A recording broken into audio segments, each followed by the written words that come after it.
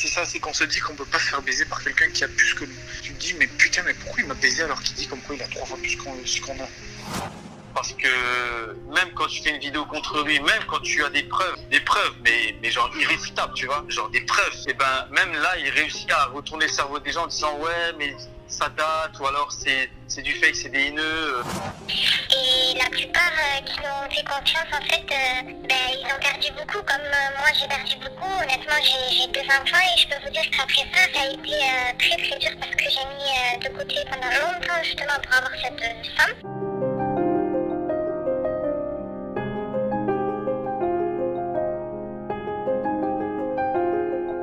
Yo les potos, c'est Zen, j'espère que vous allez bien. Avant toute chose, je vais prendre 2 mesures pour préserver cette vidéo, pour qu'elle ne soit pas supprimée par l'intéressé. Premièrement, je l'appellerai Swaggy plutôt que par son vrai nom ou son pseudo, et j'utiliserai aucune image de lui. Si vous connaissez pas le personnage, je vous renvoie à mon qu'est devenu qui apparaît en haut à droite. Deuxièmement, si ma vidéo vient à sauter, je veux qu'il reste des traces un peu partout sur YouTube, et c'est pourquoi je vous autorise exceptionnellement à republier la vidéo. Vous pouvez la télécharger directement sur le site MP3 Hub, que je vous conseille de par sa simplicité, ou tout simplement en ajoutant LOL dans l'URL de cette vidéo avant le mot YouTube. Ça vous dirigera sur ce même site pour télécharger ma vidéo. Je vous mets de toute façon un lien pour la télécharger en description. Donc aujourd'hui on est là pour faire une mise à jour de mon qu'est devenu Swaggy, qui est pour le coup plus qu'incomplet. Mon objectif principal c'est de vous prévenir que vous ne tombiez pas vous aussi dans le panneau, que les gens soient au courant de ses agissements et qu'il n'ait plus d'arnaque tout simplement. Quand j'ai réalisé ma première vidéo sur Swaggy, j'ai fait énormément de recherches sur ce qu'il avait pu devenir. Malheureusement j'ai pas trouvé grand chose. Et pourtant, une page Facebook rassemble les victimes et répertorie quelques preuves. Si vous êtes concerné ou tout simplement intéressé par le sujet, je vous invite à la rejoindre. Elle est tenue par les premières personnes arnaquées et malheureusement, encore aujourd'hui, tous les mois, de nouvelles personnes viennent s'y plaindre et témoigner de leurs mauvaises rencontres. Depuis 2014, Swaggy se sert de sa notoriété, de sa certification sur les réseaux sociaux et de l'image bling bling qu'il renvoie à ses fans pour escroquer. On parle de centaines de milliers d'euros et sûrement même de millions. Les personnes s'occupant de la page Facebook ont recensé environ 30 personnes arnaquées et plus de 750 000 euros perdus. Cette liste de 30 personnes n'est bien entendu pas exhaustive puisqu'on imagine que beaucoup ne se sont pas prononcés. J'ai pu écouter les témoignages de 6 victimes. Par souci de confidentialité, j'ai utilisé des prénoms fictifs et pour l'une d'entre elles, j'ai modifié la voix. On a donc Julien, Jérémy et Emma qui se sont fait escroquer à hauteur de 10 000 euros chacun. Maxime d'environ 27 500 euros en 3 fois. Anna, elle, a perdu 35 000 euros et Arthur 50 000. Je vais vous partager simplement leurs témoignages de manière condensée pour être rapide et efficace, mais en description vous pourrez retrouver les appels que je leur ai passés en intégralité. C'est moi qui ai pris contact avec lui, parce que je voyais ses publications et tout ça, ça m'intriguait de savoir comment vous dire, construire mon avenir avec mes enfants et tout ça, et lui, il avait des phrases qui, peut-être qui m'ont, comment vous dire, je sais pas, qui m'ont donné envie de le contacter, quoi. D'accord. Vous vouliez des conseils par rapport à comment investir votre argent, peut-être? Voilà, c'est ça, justement, comment investir mon argent en toute égalité, ça n'est pas tombé dans un panneau de... je pensais pas vraiment pas que j'allais me faire arnaquer pour le coup. J'ai pris contact avec lui. C'est moi qui ai pris contact. D'accord. Avec lui. Ok. Alors, donc en fait, j'ai pris contact avec lui par Messenger et j'ai encore les messages, j'ai encore tout. C'est-à-dire qu'en fait, je suis rentré en contact avec lui par le bien de quelqu'un qui m'a dit comme quoi ce gars-là, il avait réussi, nanana. Et moi, je lui ai dit, ouais, c'est de la foutaise d'un gars qui réussit. C'est pas un gars qui se monte partout, quoi. Et en fait, le soir même, je suis allé le voir sur sa page, j'ai regardé des choses et tout ça. Et je lui ai envoyé un long message en lui expliquant comme quoi en fait je souhaitais faire des investissements, mais pas en faire avec lui en fait. Dans le message, j'ai bien marqué que je veux en faire. Ouais, tu voulais des conseils. Voilà, des conseils, tout à fait. Franchement, je vais pas te mentir, je crois que même pas 5 minutes après. Et en me disant par un message clair, mal écrit et vite fait quoi. Il m'a répondu super, ça me fait plaisir frérot. Et bien envoie-moi ton numéro que je puisse te joindre. Comme ça, cash, il m'a dit ça comme ça. C'est lui qui t'a contacté ou c'est toi qui l'as contacté? C'est moi qui lui ai envoyé un message à la base en lui disant que... qu'est-ce que je lui ai dit? Ah oui, je lui ai envoyé un message et je lui avais demandé si je n'avais pas des petits conseils à donner, pour tout ce qui est investissement ou quoi que ce soit. Ouais. Il m'a répondu, il m'a dit écoute, je peux pas te donner de conseils, je peux pas faire ça à tout le monde, blablabla. Je lui ai dit ok, y a pas de souci, et j'ai lâché l'affaire. Et en fait il a continué à me parler, mais de toute autre chose. En fait on a parlé de tout et de rien. En fait c'est très simple, le 2 juin 2014 j'ai créé ma boîte, on va dire. Ouais. Et c'était quelque chose qui était lié à la téléphonie. Tu vois, j'avais un produit phare, mais qui correspondait pas vraiment au public français, tu vois. D'accord. C'était quelque chose d'assez bling bling. Et puis un jour, je suis tombé bêtement sur une chaîne là qui s'appelait Énergie 12. Et en fait, c'était lui sur le plateau. Et puis j'ai vu tout de suite le personnage en fait, très voyant, très bling bling, très porté sur les bijoux, les diamants, ce que tu veux. Ouais. Et comme par hasard, à ce moment-là, il avait un téléphone doré. Et je me suis dit, tiens, ben, le produit que j'ai collerait parfaitement avec ce mec. Ouais. Donc j'ai attendu, machin, j'ai regardé, et puis j'ai vu la page. Et de là, j'ai pris son mail et je lui ai envoyé un mail. Comme vous pouvez le remarquer, Swaggy ne traque pas ses proies. Les proies viennent à lui. La plupart du temps, simplement pour avoir des conseils pour faire fructifier de l'argent ou par simple empathie envers le personnage. Et c'est là qu'il est très fort. Au début, la technique est la même à chaque fois. Il contourne le sujet pour lequel les personnes l'abordent et joue son coup sur le long terme. Pendant plusieurs mois, il entretient une relation sociale. Il fait ami-ami avec la personne, prend de ses nouvelles très régulièrement et parfois joue même le martyr pour déclencher chez ses victimes ce que lui-même est incapable d'éprouver, de la pitié. Par exemple, Frogman, quelqu'un se faisait passer pour un mec, ouais, j'ai pas de famille, j'ai personne envers qui me tourner. Bon voilà, tu sais, en même temps, quand t'as un gars comme ça qui vient te parler, qui t'appelle tous les jours, tu te dis bon, c'est quand même un personnage public qui est quand même suivi par du monde malgré tout. Hein. Ouais, bah oui. T'es à 100 lieues d'imaginer que le mec c'est un escroc, tu vois. J'ai demandé des conseils, donc directement il m'a répondu. Déjà je me suis dit ah bon, ben il est sympa, il répond malgré qu'il a plusieurs abonnés, donc j'ai demandé. Et ensuite il m'a directement mis en confiance dans le sens où il me dit t'inquiète pas, enfin, il m'a dit ne t'inquiète pas, je vais t'aider, moi je vais te changer ta vie. Je sais pas, ça a été peut-être que j'ai été bête sur ce coup-là, mais je sais pas, il m'a vite mis en confiance. Donc ça a duré pendant peut-être un mois, on a parlé par message, je me suis dit quand même c'est une célébrité qui me répond, j'étais un petit peu pas flattée, mais je me suis dit bon quand même peut-être que j'ai un peu de chance. Ouais, dans un sens c'est normal, ouais. Voilà, on s'est dit quand même, bon, une célébrité nous contacte, on a un petit peu de chance, peut-être que cette personne elle veut faire du bien, elle veut nous aider ou quoi. Donc j'ai été vite mis en confiance, j'ai parlé avec lui pendant un mois, vous savez, par FaceTime, les messages comme sur iPhone et tout ça. Et donc de là en fait moi il m'en a mis plein les yeux. Et en fait comment il a réussi à me faire prendre confiance, c'est-à-dire qu'il m'a fait parler de moi, il m'a fait parler beaucoup de moi et ma famille. C'est-à-dire que j'ai eu des problèmes avec à cette époque j'ai eu des problèmes de famille et tout ça. Ouais. Et ça m'est beaucoup servi en fait. Il m'a dit que que j'étais dans la même situation que lui un peu. Et ça m'est servi comme ça, c'est-à-dire qu'il me comprenait, que justement il voulait m'aider, que de toute façon la famille il faut s'en écarter parce qu'elle est là plus pour faire du mal que du bien, et que des trucs comme ça, et tout le temps que des trucs comme ça. Mais c'est impressionnant, la mise en confiance est assez impressionnante. Hein. Ah ouais. Parce que du coup il se confie à toi plus ou moins. Enfin, même si c'est du mytho, après tu te rends compte. Mais il te fait croire qu'il est embrouillé avec sa famille parce qu'il a de l'argent et que sa famille voulait gratter de la thune. Après il te fait croire qu'il a plus quasiment pas de potes parce que justement les gens pensent qu'à discuter avec lui pour son pognon et compagnie, tu vois. Ouais. Et alors il te fait croire que putain il t'appelle régulièrement, il t'écrit, il prend des nouvelles, savoir comment ça va, il te demande ce que t'aimes bien bouffer, des trucs comme ça, il te retourne le truc dans le sens où quand tu vas venir ça va être carnage quoi, il va te faire un truc de fou là-bas quoi. Il est bon parce qu'il t'appelle souvent quand il est dans un putain d'appart ou quand il est à côté d'une putain de grosse caisse et te fait croire que c'est la sienne, tu vois. Mais bizarrement, à chaque fois t'as un truc qui fait ah attends putain j'ai juste un truc je te rappelle, et alors il te rappelle 3 heures après quoi. Mais au final tu l'as pas vu dans la voiture, tu vois. Ouais, d'accord. Par exemple, des trucs à la con, mais bon, tu fais pas trop gaffe.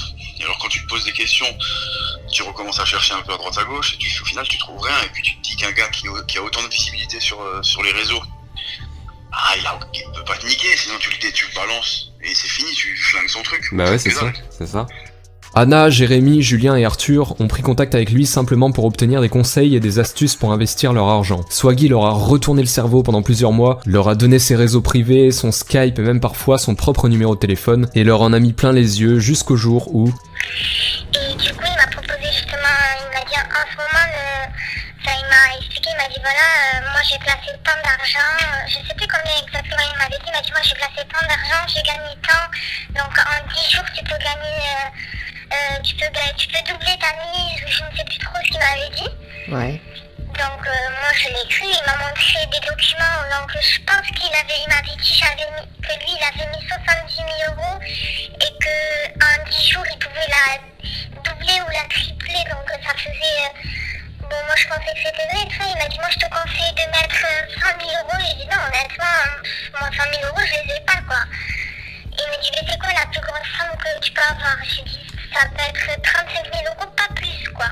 Ouais. Donc il m'a dit, si tu me donnes 35 000 euros dans quelques jours, moi dans 10 jours je te rappelle et je te montre l'évolution de ton investissement et tout ça. Donc, Du coup, en fait, moi, il m'avait proposé d'investir sur des placements qu'il faisait chaque année avec des gens de Dubaï, ou je sais plus exactement.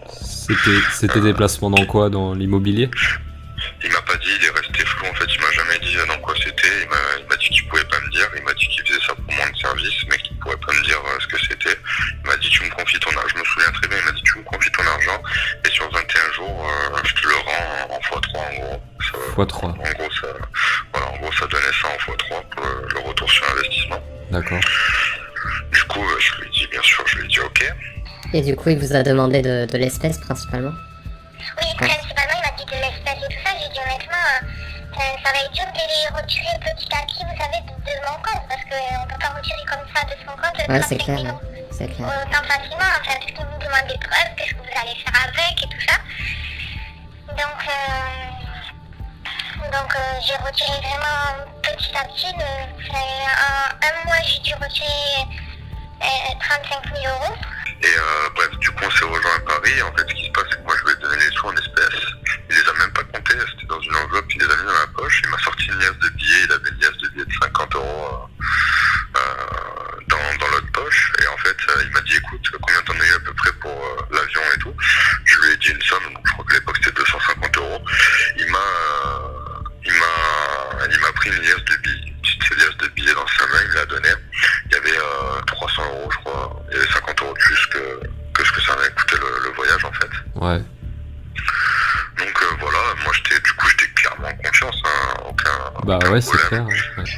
Et alors il te dit ouais voilà j'ai des investissements en bourse sur des one shot où tu places et en fait en fait tu achètes tu vends assez rapidement, c'est-à-dire qu'en une semaine, 2 semaines tu peux faire x2 x3 sur des montants, ce qui est quasiment impossible en réalité, sauf avec des gros montants. C'est vrai qu'avec des 6 chiffres ou des 7 chiffres tu peux faire des trucs comme ça, c'est de l'achat-vente comme du métal ou des trucs, enfin Ouais, je vois.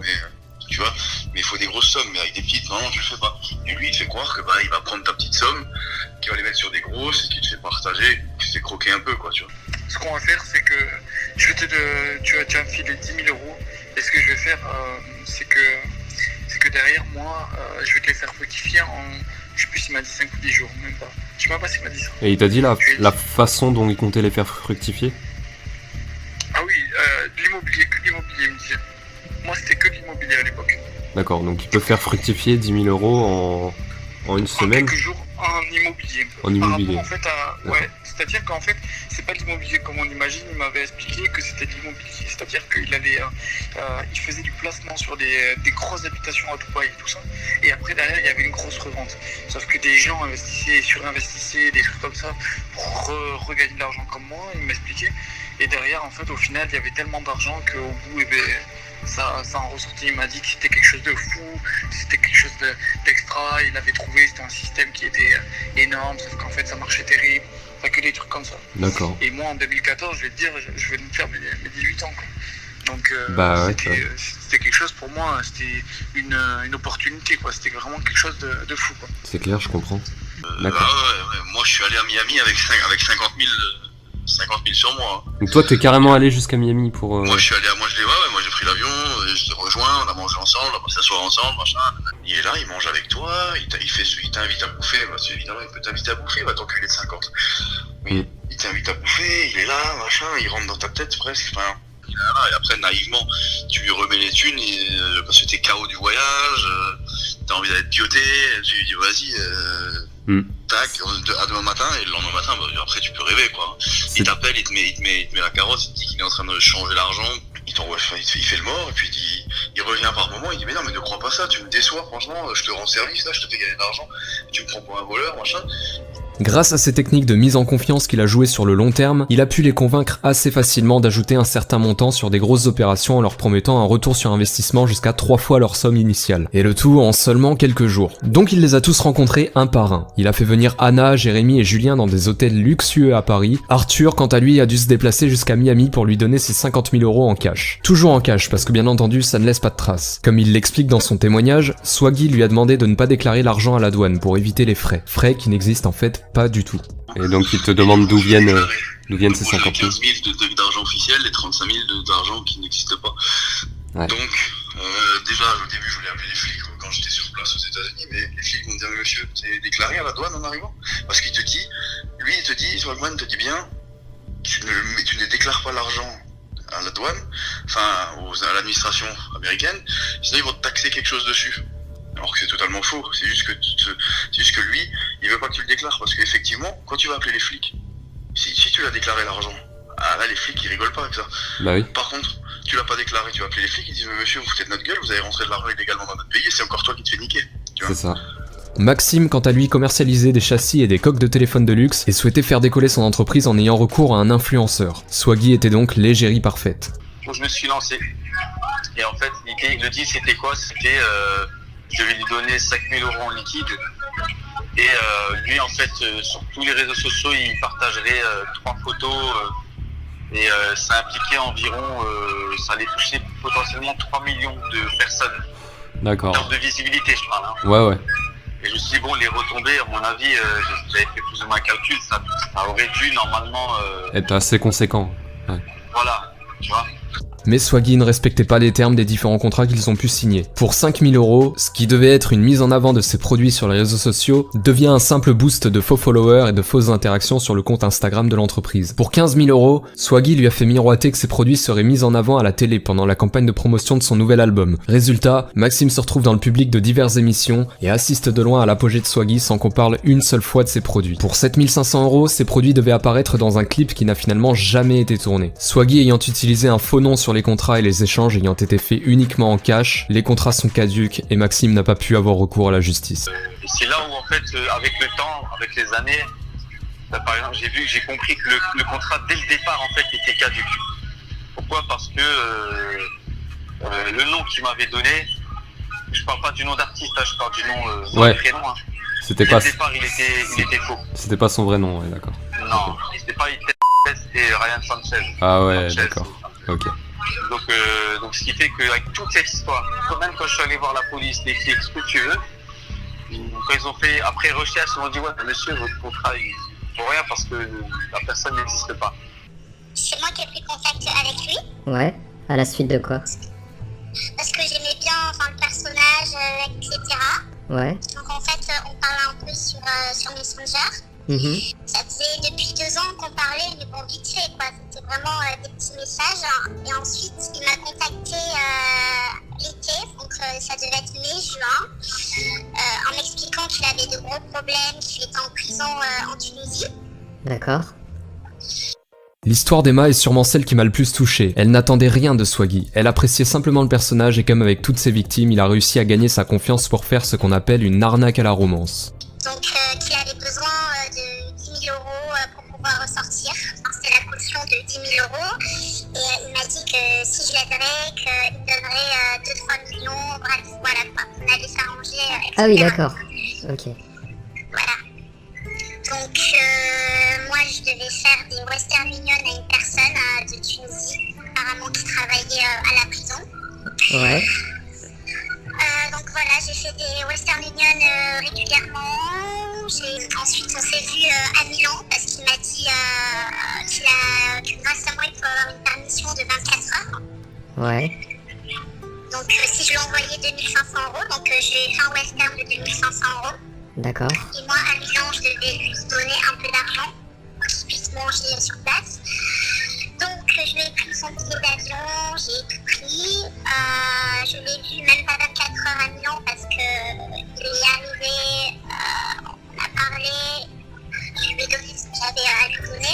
Mhm. où on a dû discuter 2-3 heures. Et ensuite, moi je suis partie fumer une cigarette en bas de l'hôtel, et quand je suis remontée dans la chambre, il était plus là. À un moment donné, je me suis rendu compte que ça commençait à être une escroquerie, quoi. Donc voilà, je lui ai envoyé presque un peu plus de 10 000 euros. En tout? Ouais. D'accord. Et puis du jour au lendemain, j'ai plus de nouvelles, il m'a bloqué, puis voilà quoi. Donc, je cherche de le joindre, voilà, il m'a bloqué de partout. Après leur avoir pris leur argent, Swaggy a pris ses distances petit à petit jusqu'à ce que les victimes n'ont plus du tout de nouvelles de lui. Certains ont tenté des stratagèmes pour récupérer leur argent, malheureusement sans succès, d'autres se sont fait une raison et sont passés à autre chose, et certains ont tout perdu. Un Canadien a même tenté de se suicider. Mais sauf que je connaissais une victime aussi du Canada, et c'est un garçon, et le pauvre il était vraiment très mal, ça m'a fait beaucoup de peine parce que c'était un garçon, il voulait mettre ça à ses jours tellement qu'il en avait marre quoi. Et on va parler de lui d'ailleurs, vous pourriez me passer son contact? Bien sûr, il n'y a pas de souci, je vous passerai son contact, oui. Ok, mais merci. il est très gentil, le pauvre, j'ai essayé de lui remonter le moral parce qu'on est dans la même situation en fait. Je lui ai dit non, que ça servait à rien et qu'il devrait pas faire ça, qu'il devrait profiter de la vie au lieu de penser à des choses comme ça, parce que c'est monstrueux quand même de penser à ça. Ça m'a atteint quand même, parce que je me suis dit, il est sans cœur, parce qu'il y a des gens qui veulent se suicider, d'autres qui ont des enfants assumés, C'est ça. et c'est très dur. Mais Certains n'ont pas pu porter plainte parce que les autorités s'intéressent plus à l'origine de l'argent qu'à l'escroquerie en elle-même. D'autres l'ont fait une première fois seuls dans leur ville et une seconde fois en groupe à Paris. Mais Swaggy ne met plus du tout les pieds en France. En dehors de sa famille qu'il protège et fait semblant de ne plus avoir contact avec lui, il n'a plus rien ici. Plus de contact, plus de logement. Il mène ses escroqueries depuis Miami. Et malheureusement en France, la loi fait que le préjudice total et le nombre de plaignants ne suffit pas à ouvrir une enquête et à procéder à une extradition. Certaines des victimes ont même reçu un courrier leur notifiant que l'affaire était classée sans suite. Tout ce qu'on peut faire aujourd'hui, c'est prévenir. Prévenir et en parler autour de vous. Même si Swagman est aujourd'hui pour vous comme pour moi une personnalité morte et oubliée, il n'en est pas moins dangereux. Je compte sur vous pour relayer cette vidéo afin qu'il n'y ait plus de victimes. Je voudrais conclure avec cette phrase: la richesse et la célébrité d'un homme ne prouvent pas son honnêteté. Faites attention à vous. Vas-y, t'inquiète. Là, regarde, là, la priorité, frère, c'est de te régler. Je te dois 50 000 boules. Là, je te dois... En tout, je me rappelle, tu m'avais donné en tout 30 000 E plus 20 000 $. C'est ça?